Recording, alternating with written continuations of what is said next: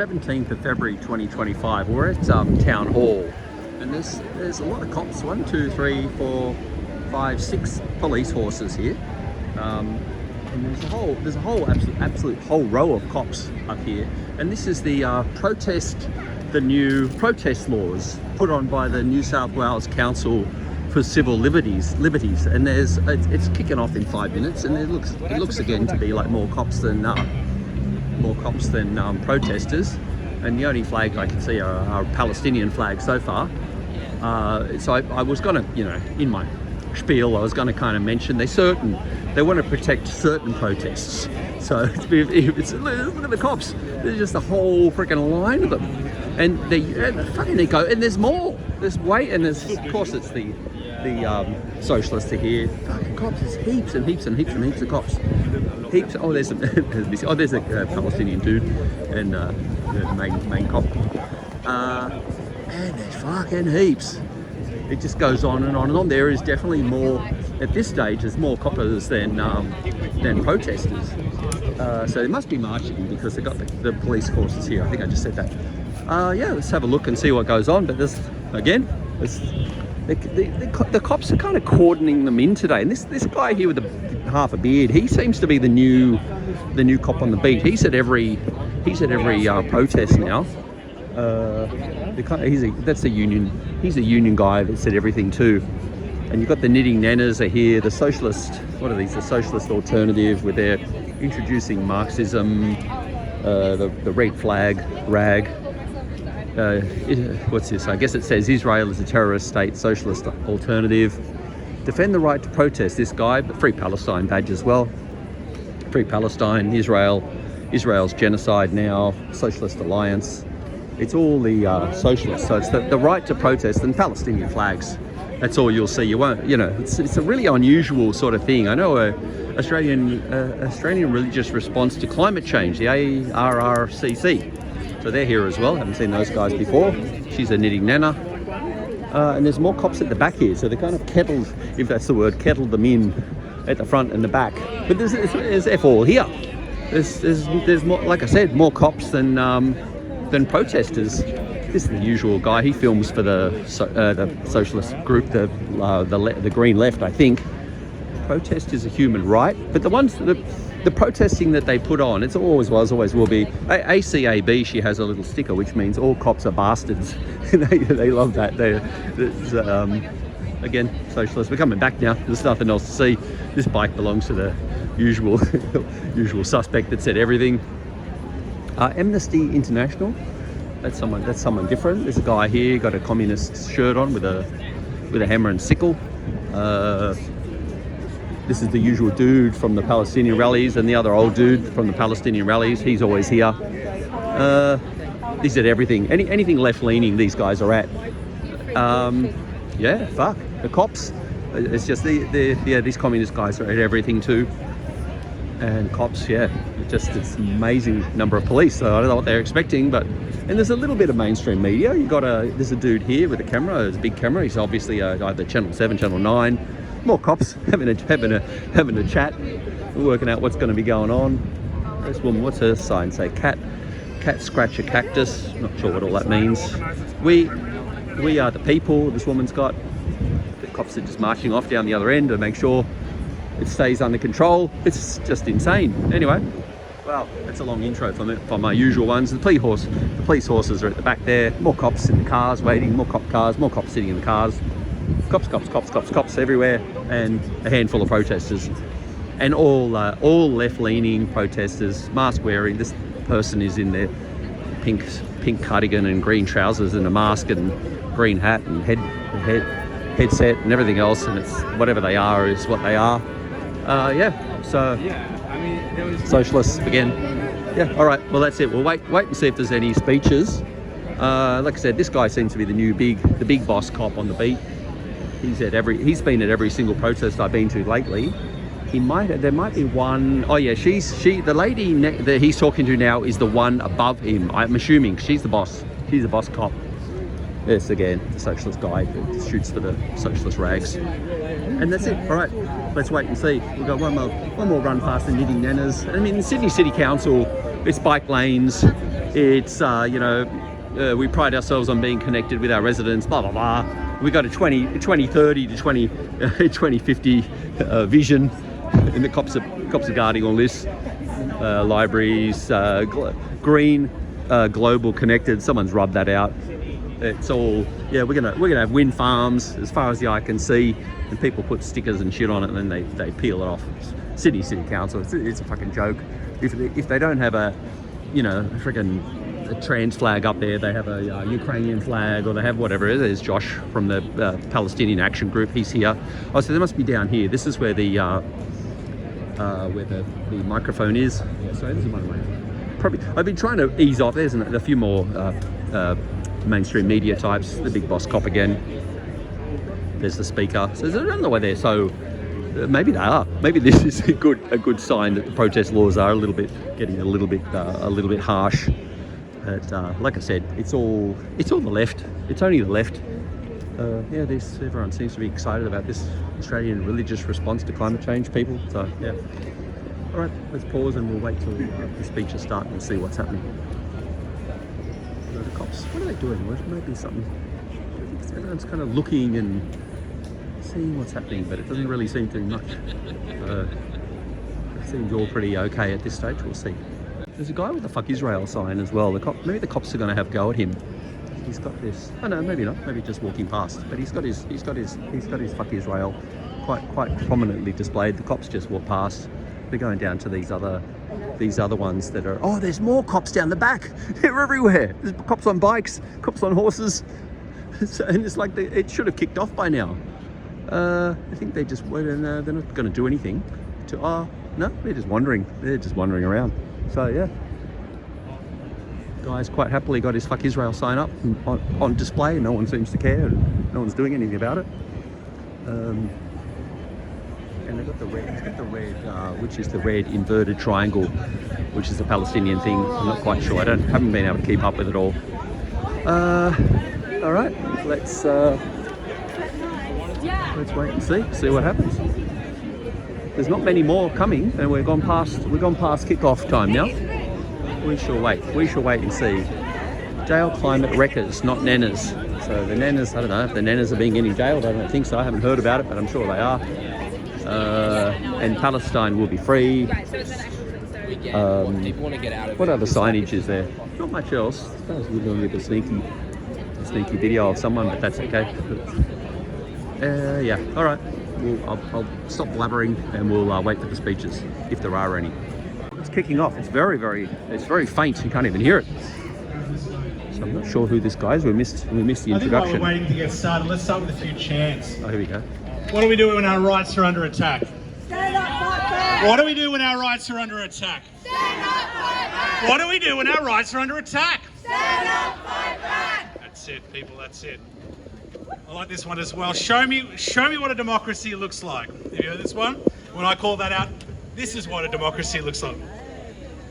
Show me what a democracy looks like. This is what a democracy looks like. Show me what a democracy looks like. This is what a democracy looks like. Show me what a democracy looks like. This is what a democracy looks like. And that's it, folks. It's fundamentally what this is about, is democracy. It's a broad coalition of people who supports what is a simple right to protest. So many, in fact, that the New South Wales Police thought 51 officers would be the appropriate number, and we'd like to thank them now for their support of this protest.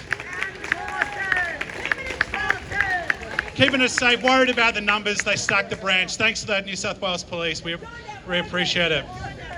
The people united will never be defeated. The people united will never be defeated. The people united will never be defeated.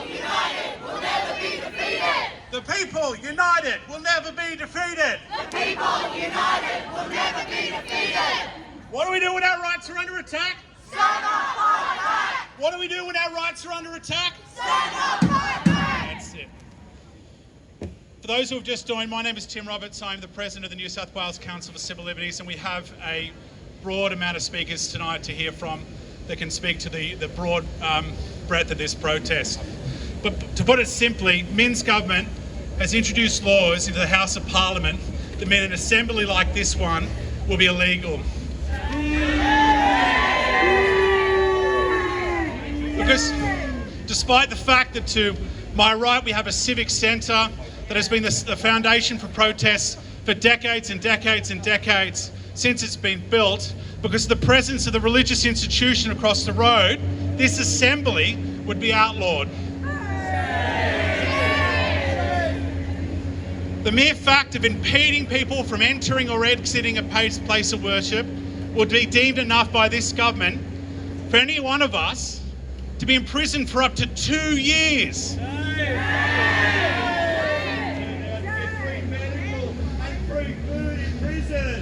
It's cost of living crisis, the government's sending us to prison. Colleagues, friends, comrades, this is an absolute outrage. This is a simple overreach and it must be wound back. A Labor government should know better, but we're reminded time and time again by this Minns government that they don't. Not only is this such a broad piece of legislation that's obviously been under consulted, it is an absolute infringement on our rights and it's patently illegal. There is no chance that a demonstration like this will stand up to the criticism of a High Court challenge or the like. But look, enough about me. We'll be hearing from me throughout as I MC this event. What I'd like to do is hear from some of the broad voices. Have we got Joe Imkin here? Is Joe here? Hi, Joe. Joe is the Reverend Dr. Josephine Imkin, is an Anglican priest serving with the Uniting Church in Sydney, a former General Secretary of the New South Wales Ecumenical Council. She's co-chair of Equal Voices and has been a leader in interfaith dialogue over many years. I'd like to invite Joe up to have a speak or to stand with me. Firstly, let me acknowledge that we're on Gadigal land, whose seizure blatantly disregarded sacred place and law. I pay my respects to country, to its elders, past and present, and to all First Nations people in this place. I speak today to call on the New South Wales government to step back from its proposed legislation and to consult properly with a proper range of groups to enable ways forward that enable appropriate protections for those who genuinely feel vulnerable, but which also safeguards legitimate protest and much more constructive dialogue for the common good based on justice. Woo, yeah! I do so as a minister of religion, and not the only one. Faith leaders this week have put out a statement against this under the banner of the Australian Religious Response to Climate Change. Then the next street, the nearby place of worship where I have been minister, has been both violently protested against in recent years and also been a vibrant contributor to protests. So I know where we stand and where we are in the middle of this. I do so as someone, as has been said, who for 4 decades has worked actively in addressing religious, racial and gender-based bigotry and working across the faith groups. And I do so as a queer person of faith who is caught in the midst of the so-called culture wars, which need transcending, not worsening, by unbalanced solutions. Not least if you're a trans person, you know that at this time we live in unprecedented times of stress, which are giving rise to all kinds of disturbing features, including well-documented acts of resurgent anti-Semitism. And they need to be called out, and anti-Semitism and other acts need to be addressed seriously. But we have to do it together, not weakening legitimate scope for protest and not building further walls between people. So this new legislation should be proportionate, which it is not. As I said, I'm a transgender woman, but also an Anglican priest serving with the Uniting Church and co-chair of Equal Voices, a key national network of LGBTQA Christians. So I stand in the middle of these culture wars and are not a stranger to what the New South Wales government purportedly attempts to address. Because with my faith siblings, I am regularly attacked by others. And not least during Sydney World Pride, we came under heavy attack in several religious places. My faith community over there at Pitt Street Uniting Church suffered a sustained series of attacks, including weeks of face-to-face and online harassment, the ripping up of our rainbow steps on 3 occasions, and the theft of banners and other things. And that's on the top of not infrequent abuse, including anti-Semitic slogans that are posted on Pitt Street Uniting Church's walls. So I and so many faith siblings, queer siblings especially, would like some more protection against the hate and abuse that we suffer. Marginalised people need better recognition and appropriate protection.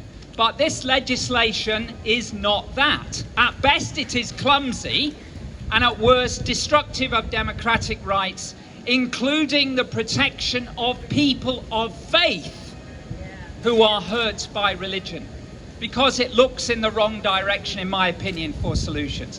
This legislation, as Tim said, overreaches. It is right to recognise the vulnerabilities of religious people of faith. They are real, and if we don't face up to them, we who seek to protest will miss the point, and we need to work together with them. But to address those things, we need attention to detail with proper consultation, addressing the specific needs of particular communities. Instead, what we've got is a bill which is so ill-defined, and it is so broad and vague. It includes those words such as impede, hinder and harass, which need definition. It has sweeping provisions, including giving powers to police to limit legitimate democratic expression, not at specific sites, but just near to places of worship, which themselves are not properly defined. Have we forgotten the crimes that have been perpetrated in religious spaces? Are we just to be allowed not to protest those things? So I join with survivors of religious abuse and many LGBTQ and typically marginalised people of faith in protesting what is a blanket approach to concerns about religious and racial hatred, which will make our lives and the lives of others more difficult. Where is there evidence that protests near places of worship like this one have caused anti-Semitism or raised the temperature or caused the sort of attacks that are deeply criminal? What we need is better intelligence and targeted actions to address what is already criminal activity with extraordinarily high punishment tariffs as they stand. Now, I'm a follower of Jesus who stood in the line of Jewish prophets who rocked the boat, and I'm proud about that. And they bequeath a vital tradition too of Christian non-violent protest, embodied in people like Martin Luther King, whose courage and compassion we so need today. So religion contains the need for active protest at times, and this bill does not recognise that. So I call on the government to reflect more deeply, consult more widely, and bring more of us on board, especially those of us who are discriminated by this proposed legislation. We need appropriate walls and protections, but they have to be specific, fully justifiable and proportionate. The state has so many weapons already to address attacks on our democracy. Let us not add others to turn some of its livelier proponents, like you and I, against one another. We are not the United States of America.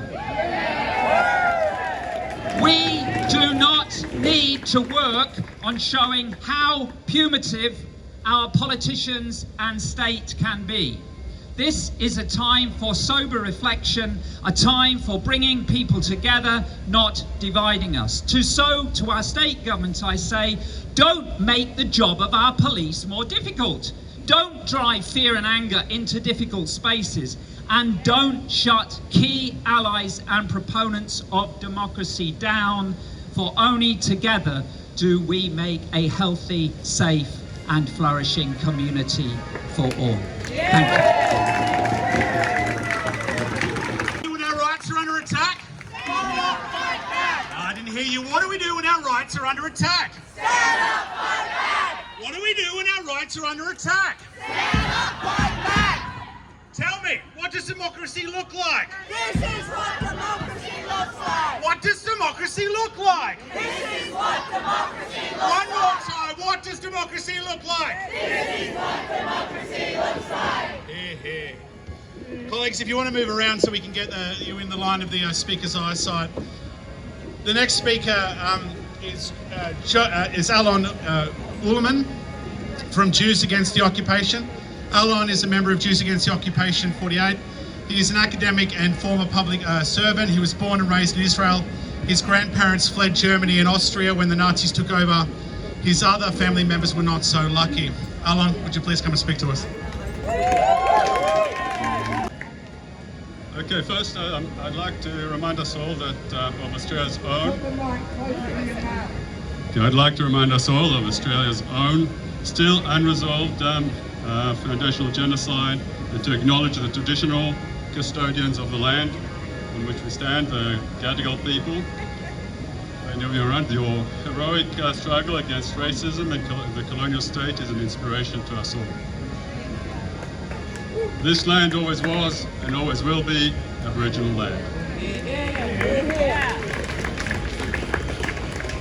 The proposed legislation is nothing short of a sham.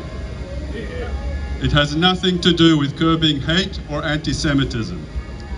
The government is cynically manipulating and weaponizing anti-Semitism to suppress protests and to crack down on those of us, Jews and not Jews, who oppose the genocide in Gaza and the ethnic cleansing of Palestine.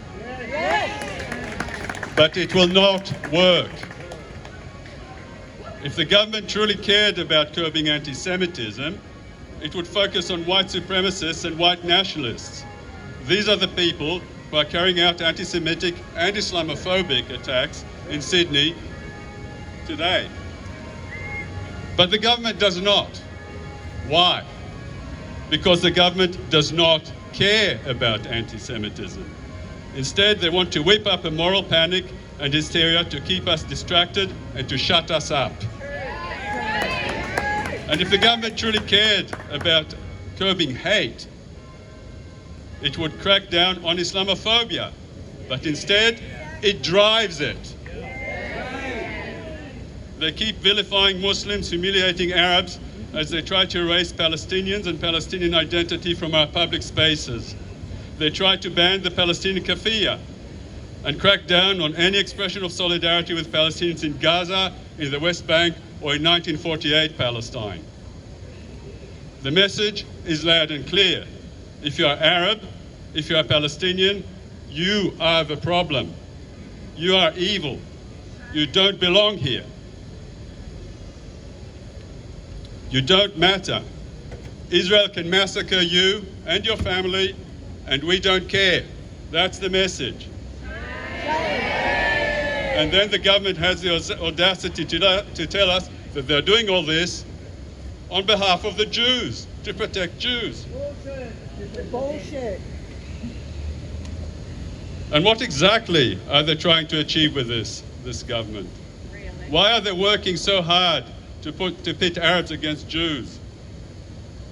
Chris Minns and his ministers yearn, oh boy they yearn, for some reaction from Arabs or Muslims, because then they can justify more crackdown on Arabs and more crackdown on all those of us who protest against their policies here today. And if that reaction does not come out spontaneously, and so far it hasn't, they will do whatever they need to make it happen, by provocation, by deception, and with the full complicity of the Murdoch media.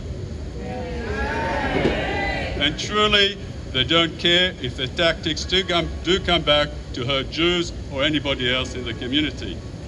And let me tell you how inspired we are by all those Arabs and Muslims, all the Arab and Muslim friends, brothers and sisters, who have so far endured all this and continue to carry themselves with dignity and with resolve, and do not succumb to these manipulative tactics.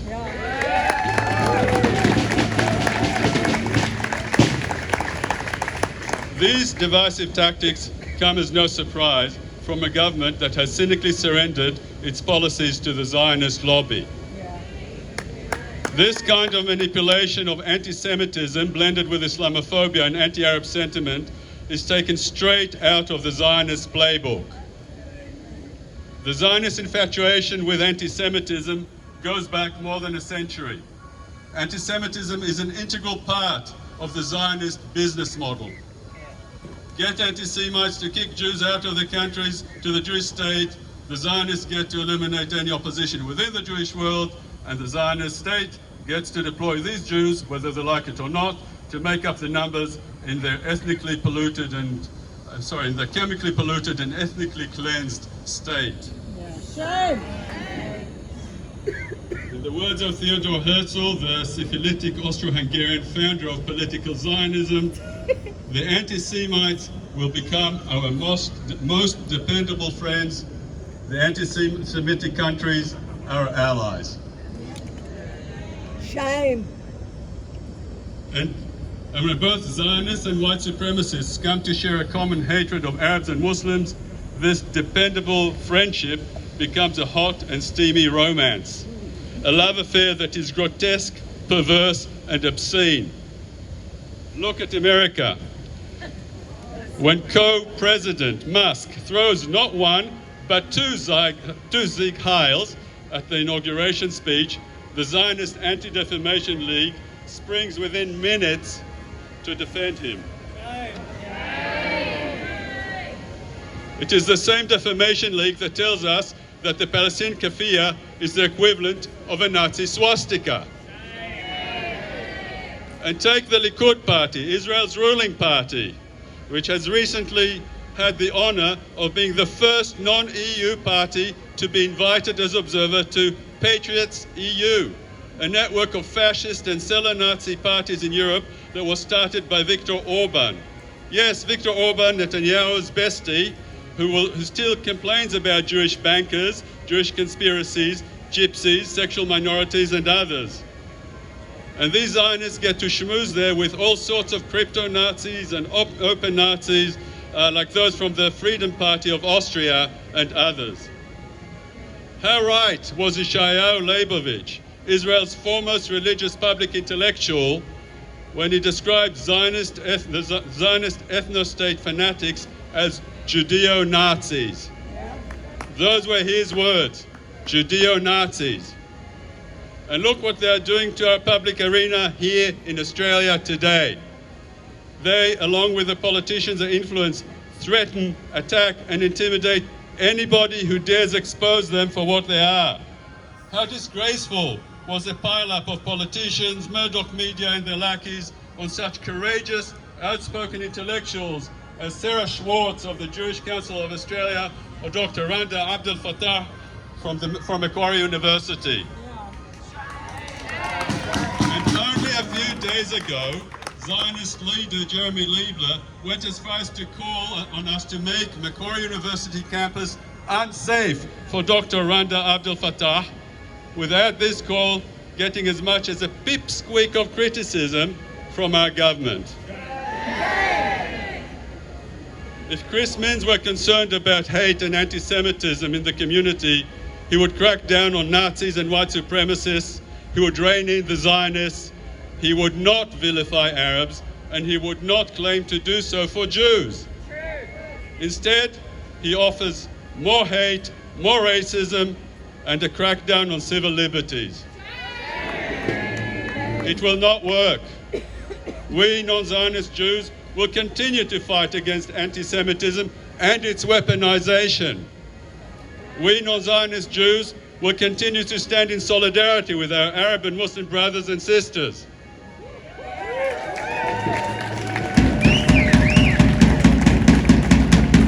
We non-Zionist Jews will continue to call out Israel and Zionism for what they are. And we non-Zionist Jews will continue to work with all our allies and partners to oppose the genocide in Gaza, the ethnic cleansing of Palestine, and this government's attack on our civil liberties. Thank you.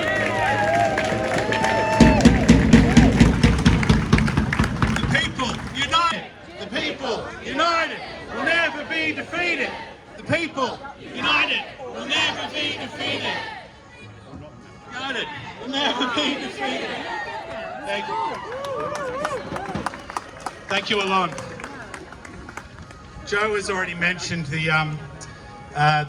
plight of child sexual abuse survivors and the attention they've tried to bring to their movement over the years to great success. Now, SNAP, Survivors Network of Those Abused by Priests, couldn't be here today, but I'd like to just read from some words they've given us previously. And this is from Don McLeish, a spokesperson for that group. Imagine trying to fight for justice against your abuser, and on the other side is the Catholic Church. This huge power imbalance needs to be supported by public pressure, and that needs protest. An essential role of SNAP is exposing predators who threaten children and adults at risk and expose those who shield perpetrators or predators. This is generally achieved through quiet and peaceful protest, including ribbon tying outside of places of worship. It looks like this won't be able to occur under the New South Wales laws because it couldn't be seen as intimidation or harassment, which it certainly is not.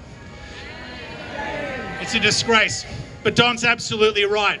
Something as peaceful as that sort of process, because of the subjective standards about harassment and the opinions of whoever might be calling the police to move along protesters, means that that's exactly the type of protest that would be allowed.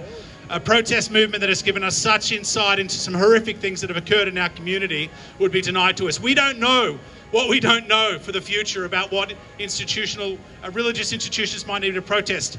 And quite frankly, the groups that bring the most light are those people within those movements, within those institutions. It's the people who participate are often the ones that want to protest out the front of their churches, and they've been denied, whether they're looking to advocate for the greater involvement of women in their movement, or even shining a light on some horrific things that are going. Premier Minns is closing a door to great swathes of protests that have given us great insight up until recently, and he should be absolutely ashamed for what he's done. A Premier that can't stand looking weak is overreacting, and in the process is introducing totalitarian, absolute nonsense into this community, and he is a disgrace for doing so. Colleagues, I'd like to invite our next speaker, Jackie Turner from Trans Justice Project. Jackie Turner is director of the Trans Justice Project, a trans-led national campaign organisation standing up for freedom, justice and equality for all trans and gender diverse people. Jackie, if you're here, would you like to step up? Sorry.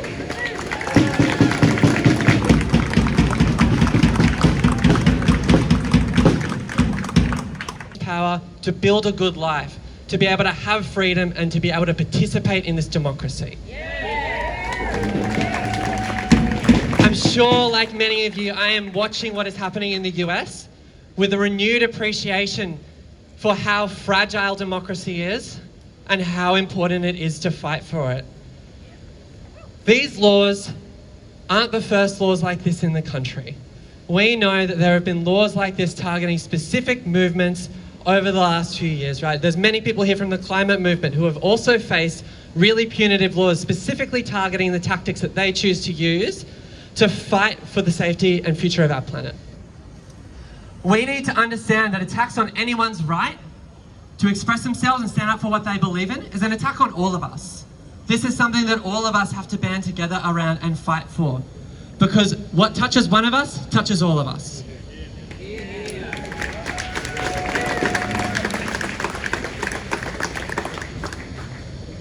So we know what we have to do. I'm sure there's going to be a bunch of calls to action at the end of this about how people can speak up about this issue, but I know that it's not going to go away. Over the coming week, there's going to be discussions in Parliament about this, and we need to be making a ton of noise. If you're not already calling your MPs about this and turning up to their offices, please do so. Make sure that we are really raising a ruckus, because it's much harder to get these laws removed once they are in place. We have to stop them before they get there. So, the last thing I want to leave you with is that these attacks on our democracy aren't going to stop here. We know that the issues that they put forward about what they're trying to address with racial hatred and hatred against people on the basis of religion, The government has been given plenty of ideas for how they could solve these issues and address them meaningfully in society, but they have chosen not to do those things. Instead, they have decided to criminalize the people who are standing up against what's wrong. Democracy is really important. It is the way that we build good lives for ourselves. It gives us the freedom to struggle for what we believe in. We have to fight for it. Thank you. He's absolutely right. You know what? I think without further ado, I might get Josh straight up. Josh Lees is known to a lot of you already, and he's certainly known to the police, which was interesting to watch. Josh Lees has been an activist. He's from the Palestinian Action Group. He's been an anti-war activist since the Iraq War and a member of the Palestinian Action Group since 2009, which over the past 16 months has mobilised tens of thousands of people to stop the genocide in Gaza. Josh Lees. I also want to acknowledge that we're protesting here tonight on the stolen Aboriginal land, stolen Gadigal land. And let's not forget, while we're here, the role that these institutions played, of course, in the long, terrible history of the stolen generations and the oppression of Indigenous people in this country. Yet another reason why we should have the right to protest at or near religious institutions. Now, as previous speakers have alluded to, it would be bad enough at any point in history for this government to try to ban protests. But we're living in a moment right now when we need to protest more than we ever have. We know that all the rights, anything we've been able to squeeze out of this rotten system has been won through protests in the past. Right now, we're living in a world run by fascist billionaires who want to turn back the clock on every gain that was won through the 60s and 70s and the decades before and since of all of our movements. And we're under attack now in a way which we have not been in decades. We have far-right authoritarian governments spreading from country to country to country, trying to take away everything that has been won in the past. And this is true, of course, for all of the causes that we hold dear, whether we're fighting for LGBT rights, for climate action, for workers' rights, everything. And of course, when we look at the situation in Gaza, there's nothing more stark than that situation right now. We have a US president who has openly declared his plan, his mission, along with Netanyahu, to ethnically cleanse all of the Palestinians from the Gaza Strip. Openly said it. And at this moment, our government here in Australia, the Australian government and the New South Wales government, thinks that now is the moment that protesting against ethnic cleansing and genocide should be banned.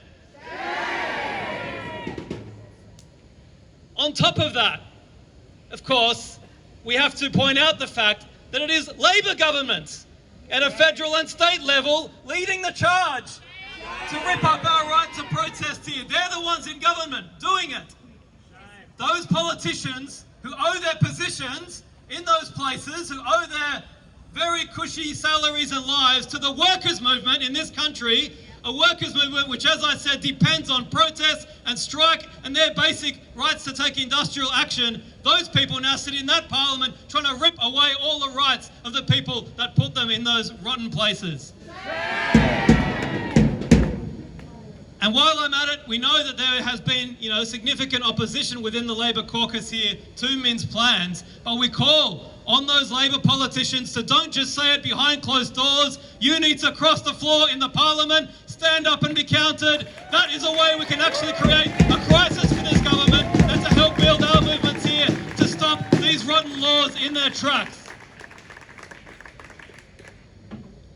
And on top of all of that, as if it wasn't bad enough, they dare to try to justify yet another attack on our rights to protest in this state by saying that they are supposedly defending social cohesion, combating anti-Semitism, and all these other lies.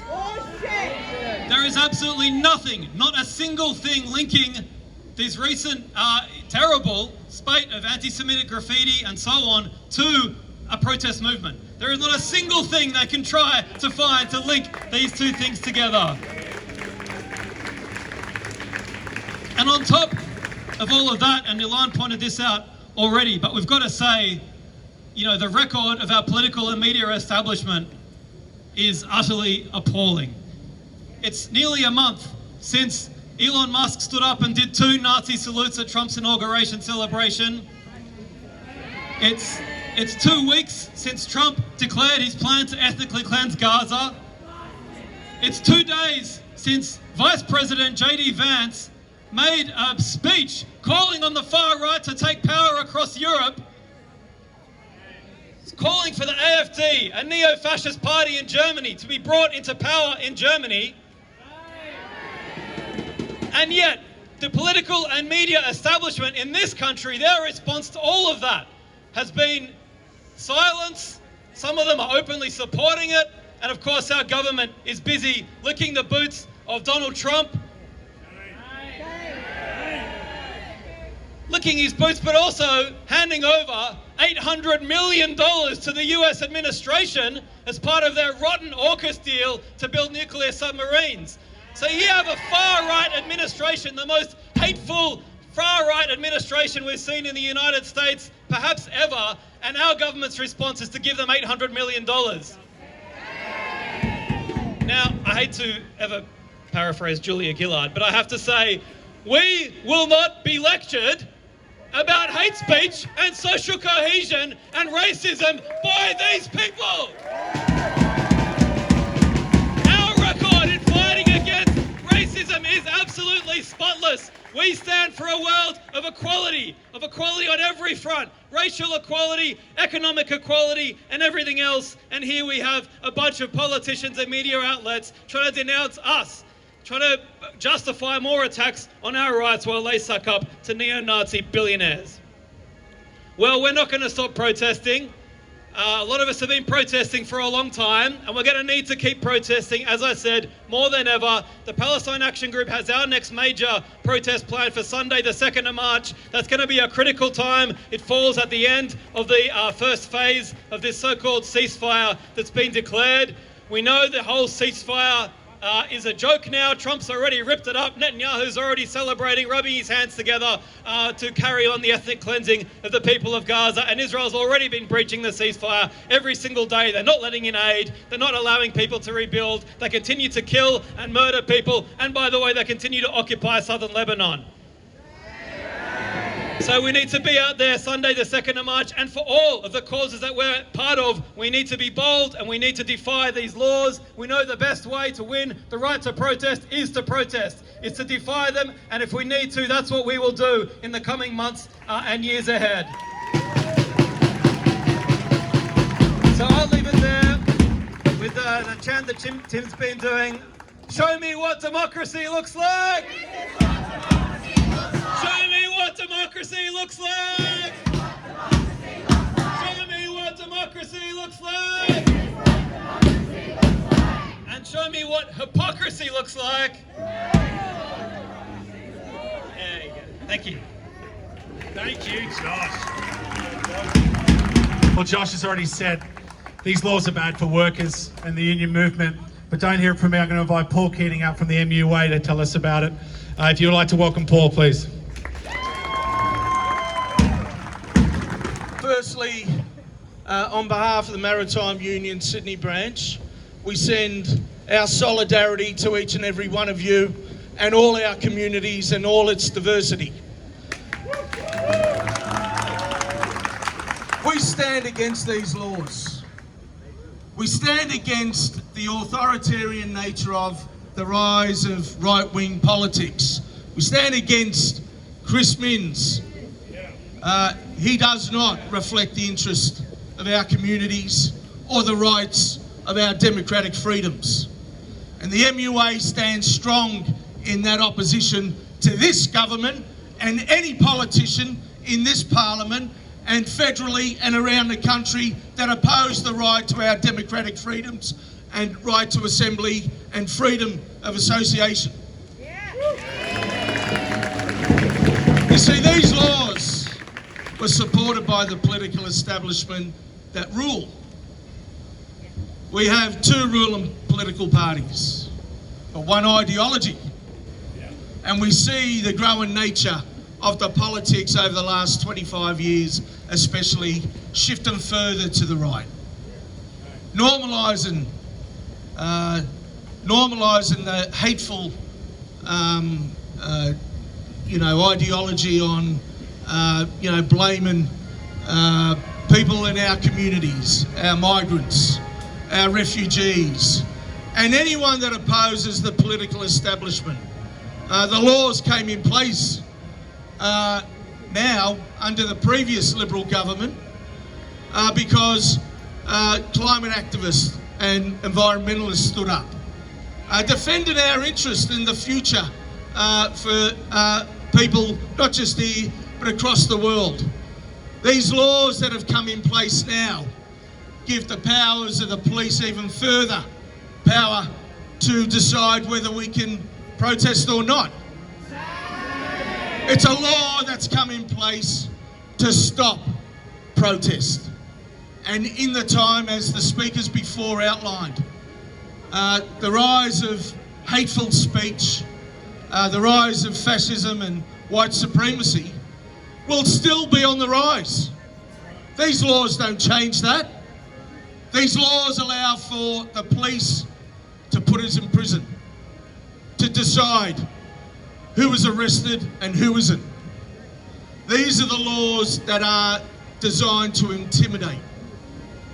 We have bad laws. We come together across communities to defend our interests. This law has come in because we see the growing need for protest, as our speakers said. And I want to first also acknowledge our First Nations peoples. This land always was, always will be Aboriginal land. It's stolen land. And over the last 18 months we have seen the protest of peoples, not just here, but across the world, against the normalising of demonising First Nations peoples, our Palestinian comrades, our Arab communities, our people of faith in our communities. We've seen for over 20 years Islamophobia being a tool by the Murdoch press and the media to demonise our own communities, our Arab Australian communities. And we see now, again, that rise.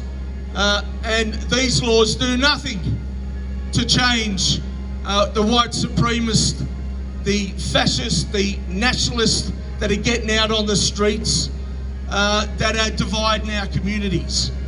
But these laws will continue to see the numbers of police grow because it's designed to intimidate us. From the MUA, we have been out on the streets fighting for the working class interest, not only here, but across the world throughout our history since 1872.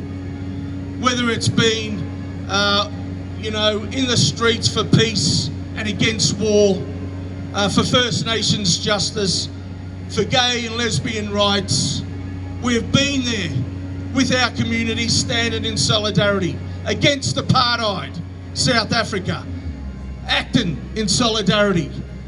And we stand here again in a time that for many of us we did not think we would see, because the growing nature of the rise of fascism sweeps the world again, sweeps Europe.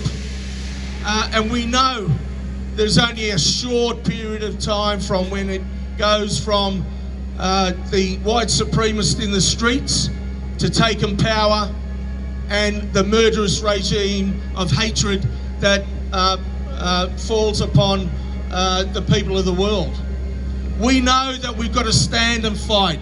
We know that we've got to protest in the streets, because these laws are bad laws and they need to be broken. The MUA through our whole history has stood, maybe not at the time that it was popular, but history tells us it was right. And we stand here with every comrade here from all our diversity of our communities. We will be out there in the streets and we'll call the police out. They shouldn't be here. They should have gone home. They should have said to their bosses, I'm not taking this overtime shift. You know why? Because I stand with me communities. So I'll say to all the coppers, shame on you. You shouldn't have taken the shift. Stand with the communities that you're from. We know that these institutions, these religious institutions have been called out. They've been called out for generations for what they've done to the vulnerable. And we will protest against any institution that doesn't serve the interest of ordinary working class people in our communities. But this law goes one further. We can march down the street here and the police on shift at the time may well decide, well, I don't like your head, so I'm going to arrest you. I don't like your head because I've seen you in too many rallies and I'm going to arrest you. It is time that we stand up for those that don't have the voice. It's time that we stand up and have the courage to take on a political establishment. Minns doesn't deserve to be in power. I say to all those right-wing reactionary politicians from our communities, it's time to vote them out. We can't fix this system, we need to change the system. There is another path, a path based on peace, a path based on unity and struggle, not just here but across the world, and also a path of socialism, where that we lift every single person for them to realise their dignity of life, that they realise their potential. And it's time to fight. It's time to get out on the streets because it's the only way that we change bad laws. I want to finish on this.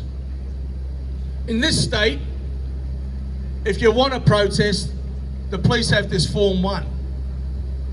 A Form 1 that you fill in, and then the police will determine whether you have the right to protest or whether you're restricted.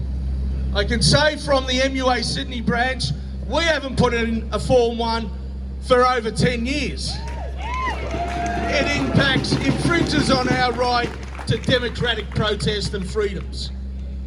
And we will continue to not put in those Form 1s. We will continue to get out on the streets when they say that we march up the road. And I'll tell you, May Day, May 1 is May Day, May 1. I think it's Thursday this year. Take the day off. Bring your families and let's march and shut this city down. Because we're not putting in a Form 1. Our union understands what vilification is. We're being vilified, now members, maritime workers and construction workers, ever since we formed our unions and fought for our members and our communities and the interest of the working class. We understand what it means to be criminalised for fighting for the interest of ordinary working men and women. Our construction union's been taken off us by this rotten Prime Minister, Anthony Albanese. He will be known for what he did. Some of the most anti-democratic laws in this country. I want to say this, 270 office bearers of our union, that's delegates, that's organisers and that's officials, have been sacked with no right to go to any court. Understand what that means. Under surveillance by the state constantly. But we say this, there is no law that will restrict our right to fight back in our class interest. There is no law that will keep us down and beat us down and intimidate us. There is no law, because our legitimacy comes from the democratic freedoms of workers and what we believe in, the values of our communities. So we stand here, comrades. I want to say again, in finishing, the MUA stands with each and every one of you, stands with our communities, and we will fight and oppose these anti-democratic laws. They have no place in our society, nor does hatred, and we will fight against that too. Solidarity forever.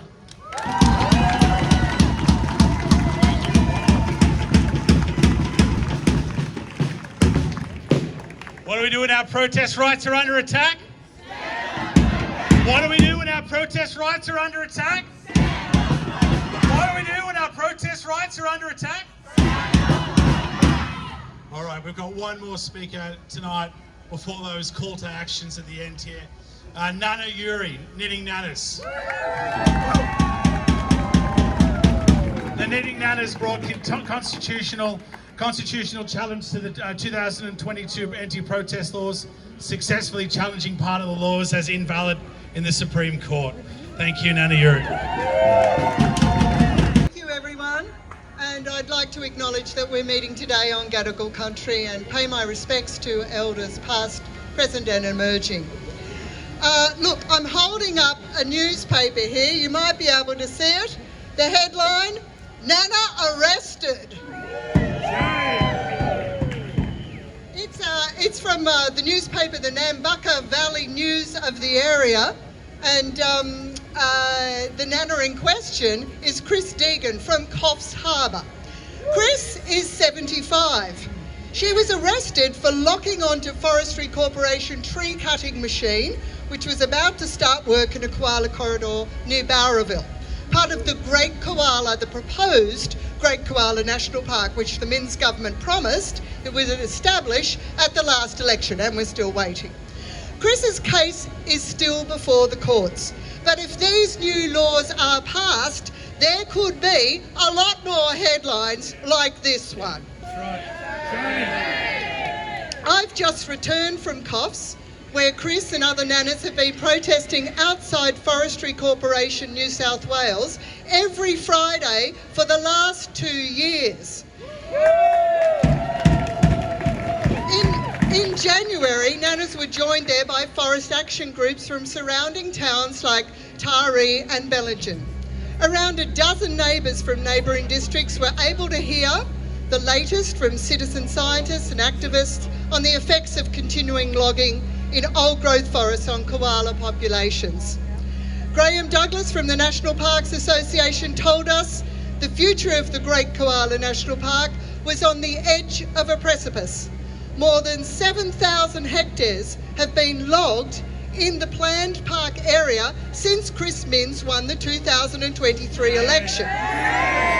So you can see why we're upset. Right, so it was an invaluable day for us and others like us who are desperate to alert the public to the consequences of deforestation and climate change. Now, following that rally outside forestry, around 200 people marched through the busy shopping precinct of Coffs Harbour, unimpeded, although a Form 1 had not been granted because it was lodged too late. Our 40-minute long march passed near 4 churches. We didn't block, impede or hinder a person accessing or leaving a place of worship, nor did we harass, intimidate or threaten a person accessing or leaving a place of worship. Why would we? But, as other speakers have pointed out, these proposed laws give so much discretion to the police that they could have easily decided that we were doing so. And you could be forgiven for thinking that the New South Wales government regards the offices of Forestry Corporation as a place of worship and the forestry industry as something sacred. In towns like Coffs Harbour, Wollongong, Ulladulla and Newcastle, nanas embody the idea that everyone can and has the right to protest, to question bad and harmful government policies by taking to the streets. Because for people like us, the elderly, the young, those who live in small rural areas, public protest is unfortunately the only way we can be heard. Unlike the mining companies and business groups, we don't usually get access to ministers and public servants to put our point of view. And these rural and regional towns are also where the effects of climate change, floods, fires, cyclones, are hitting people the hardest. So, today you'll find us sitting, knitting and protesting outside Parliament, at MPs' offices and other hotspots like Forestry New South Wales, bank headquarters, exposing the impact these institutions are having on our land, air and water. And we do that through creativity, with kindness and with good humour. Many of us are accidental activists. We never meant to spend our retirement on the streets, believe me, but here we are, compelled to take action until governments stand up to the corporations that continue to fund and extract fossil fuels against the warnings of scientists. In 2023, 2 of our nanas fought the current New South Wales anti-protest laws in the Supreme Court, and some parts of those crimes were found to be constitutionally invalid. Subsequently, the government was forced to respond to the court's decision with a review.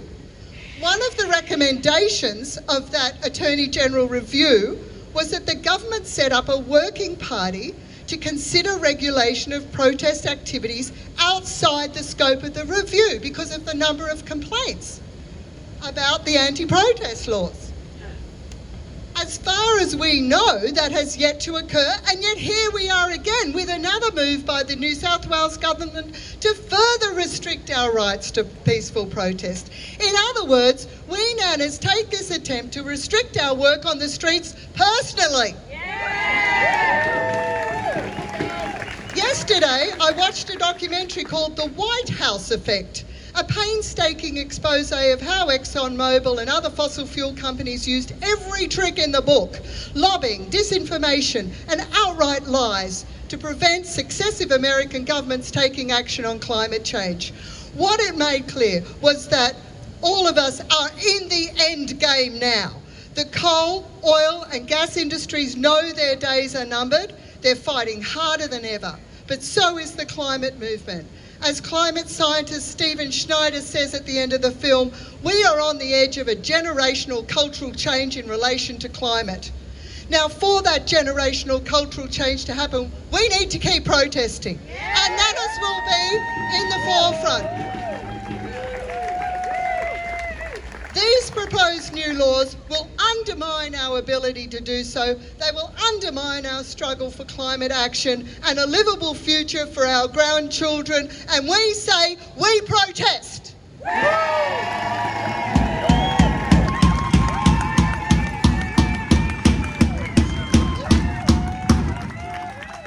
Thank you so much, the Knitting Nanas. Fantastic. Thank you to all of our speakers. Thank you to all of the people that have come together here today. This has been something we're working on for a while. I'd like to thank some of the faith groups that have been putting out messaging. Some of that intel has let us know that this was Monday night practices with the bells, not a deliberate silencing of our speech. But I'd like to think that they were celebrating perhaps what we were having to say. So thank you for everyone that's been involved. Yeah, a round of applause.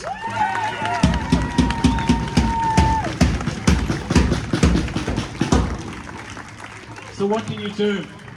What are our action items? Well, long term, you can see some groups that are here, the Australian Democracy Network and New South Wales Council for Civil Liberties in particular, who are hosting these events. If you're not already, lean in, join in, connect.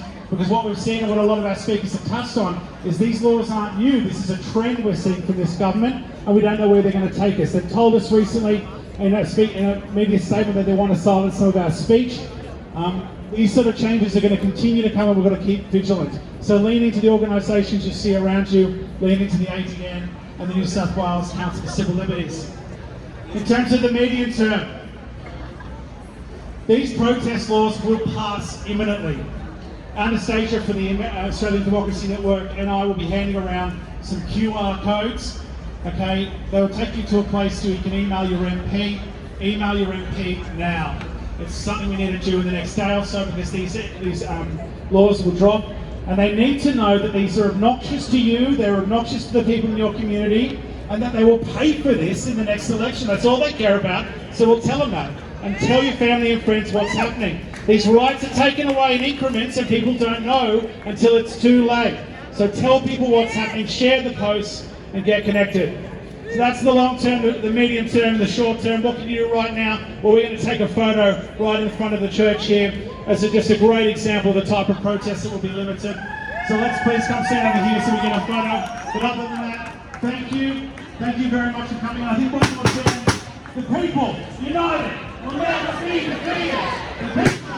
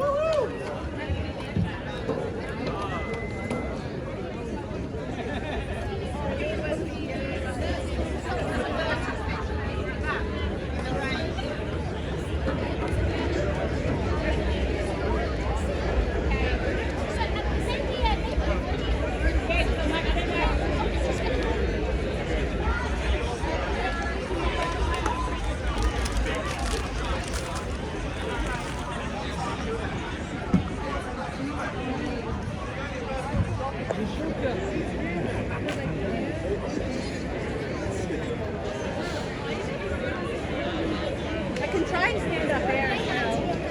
The only thing you got to do is not try.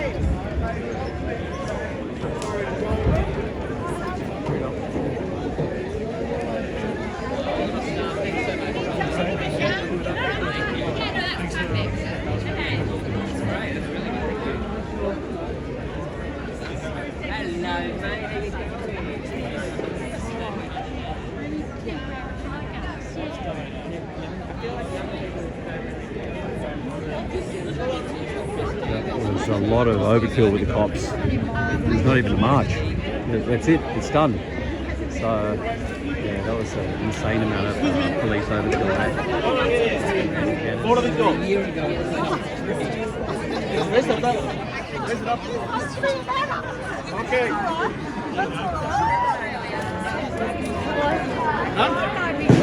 Back. Never mind.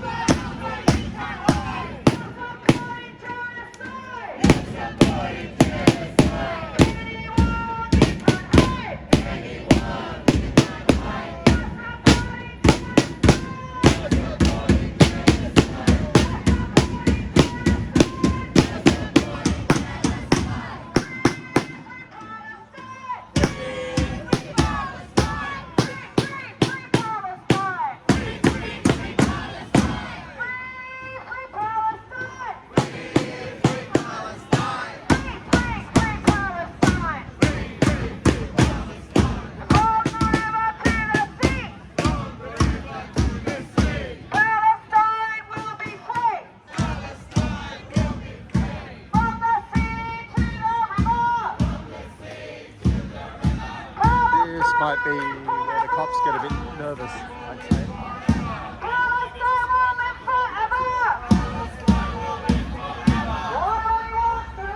So the cops are moving in the formation to block them. This guy's calling them on, and I think they're just going to stand there in front of the cops and not break the ranks. There's a lot of cops here. There's a shitload of cops. I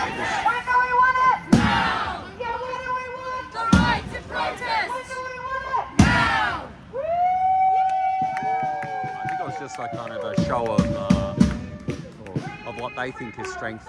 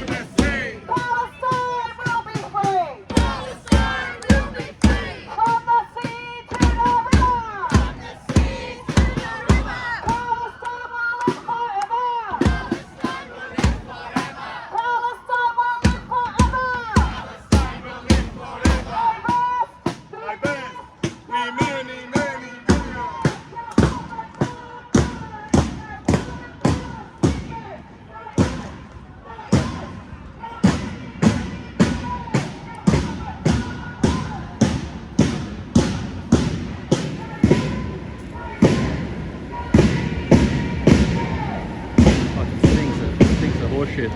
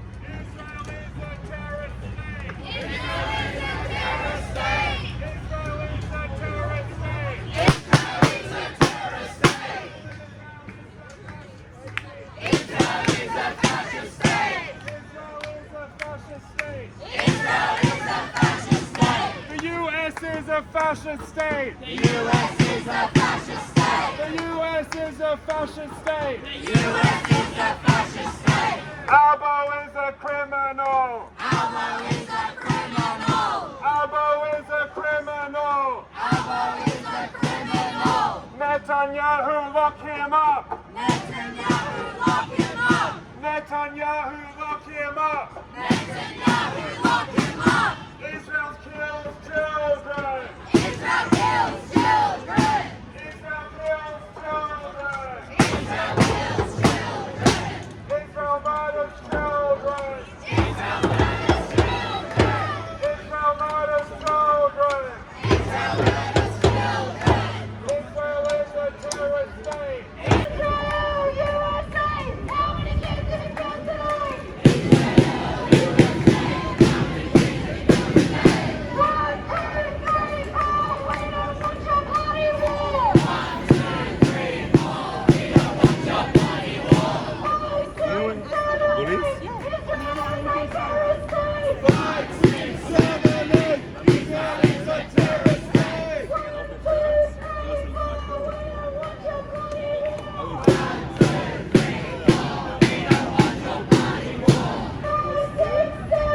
I think it's kind of wound up now. There's just a lot of people have left. There's a few still remaining. The cops are just kind of hanging in. They're on triple time, so they don't care too much how long it runs for. There's a few people across the demarcation line over to this side, and no one seems to care. So I think they're more concerned about a march or people hitting the streets and taking over the streets. But there's just such a small number left now. It's just nothing's going to happen. I don't think anything ever was. Anyway, I'll just float around for a bit longer. It's more of a spectacle for the people waiting for the tram, just filming and looking at what's going on. This guy's got his GoPro out. And, yeah, most people just wandering past, don't really know what's happening and don't really care. So I'd say a few more chants. I mean, it's an anti-protest laws protest, and yeah, pretty much see what it is. This guy, cops telling the drumming guy saying he's having a word with that some or other. I don't know what it is, maybe he's saying get back over there, or I don't really know. The dog just roams around freely with his Palestinian flag on. Maybe he's telling him to go back. He seems to be okay about it. Wondering. I don't know what he's doing. He's going back. Protests do not need authorization if we're not blocking any roads. Oh, this. You are blocking people from entering this space. Why are you standing here like an army? You don't need to be here. Coppers go home. Coppers go home. Coppers go home. Coppers go home. Coppers go home. Coppers go home. Coppers go home. Coppers go home. Coppers go home. Coppers go home. Coppers go home. Coppers go home. Coppers go home. Coppers go home. We're standing here peacefully.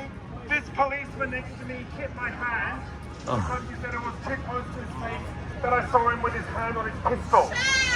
Why are you putting your hand on your pistol? What are you threatening? What are you threatening us with? Why is there a riot squad here? If there's going to be a riot, it's because you're here. Why is there a riot squad here? The 15-year-old at a fucking protest!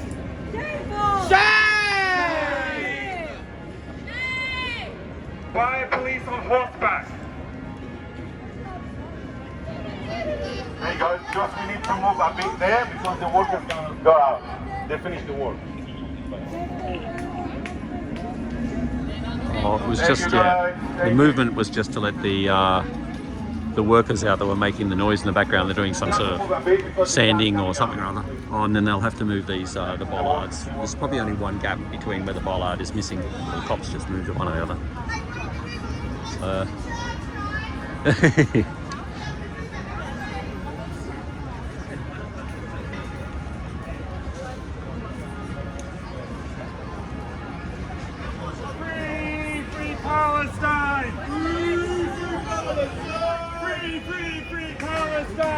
Free Palestine!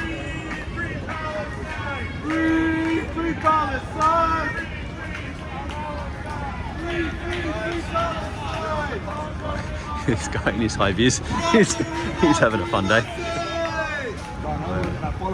Palestine will be free! From the sea! Tylers they are, the Tylers. They're going to get out of Palestine will live safely. forever! Palestine will live forever! From the river to the sea! We'll never stop until they're free! How's that thing? From the sea to the river! Palestine will live forever! Puts my stuff.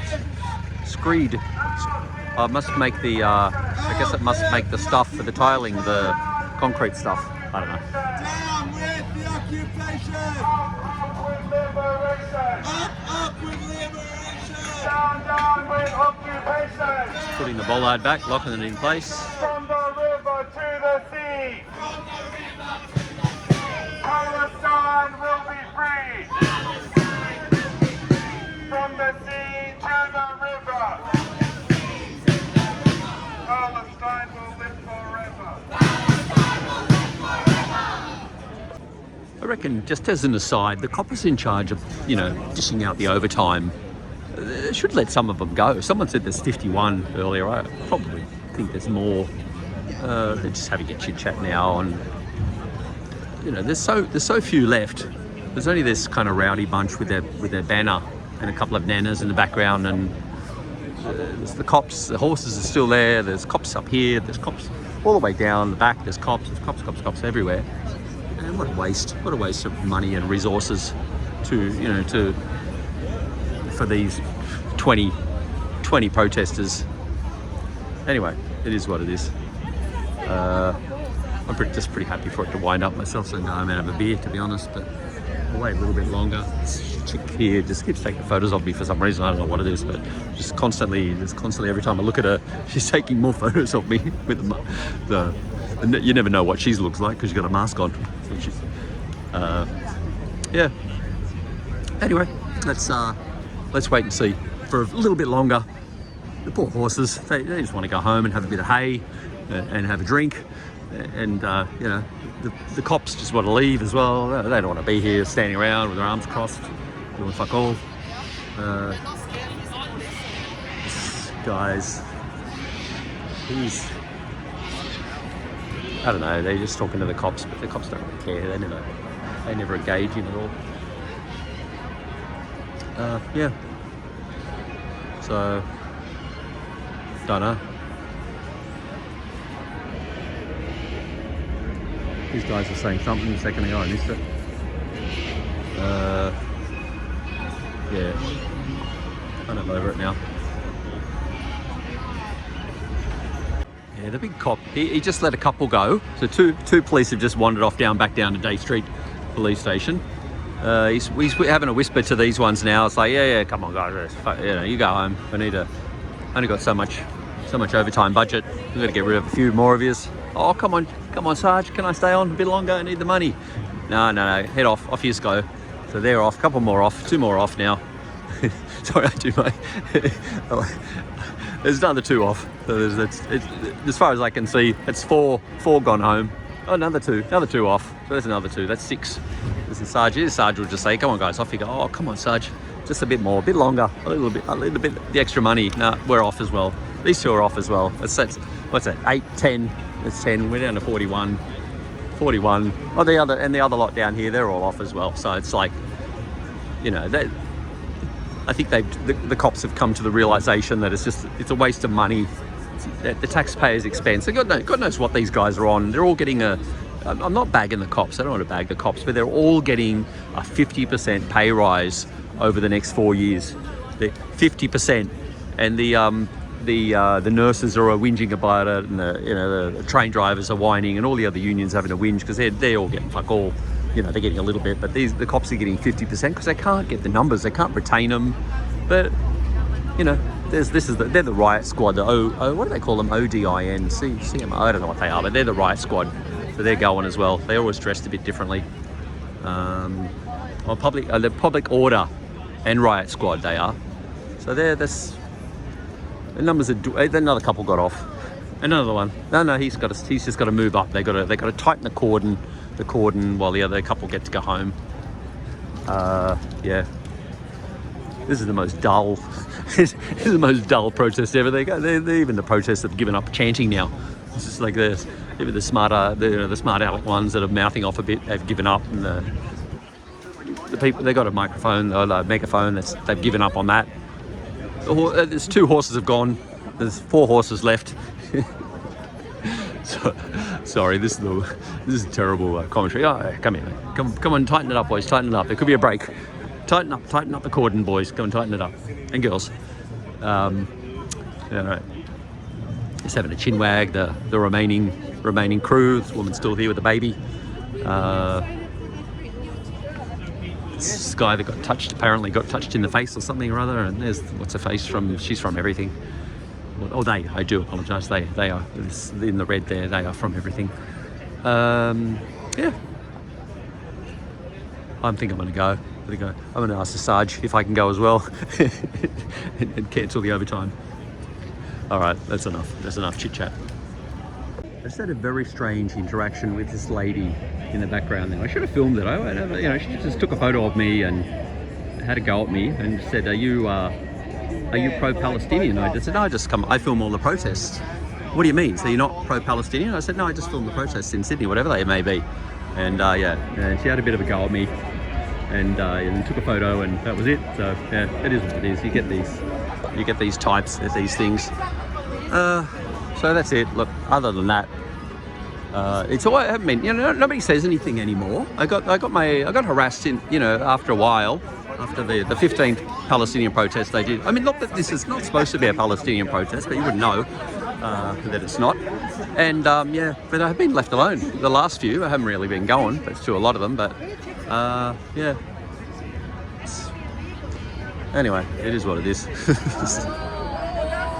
All right, I'm going to call it a day. I haven't got the time or the inclination to hang around too much longer, waiting for this to wind up. And then there were 6. So they've gone down. It's only been about 5 minutes, or more. Sorry, mate. It's only been about 5 or 6 minutes, but they've given everyone the night off now because they can see there's not anything going to happen. The boss cops are down the end having a chit chat, trying to work out what's happening.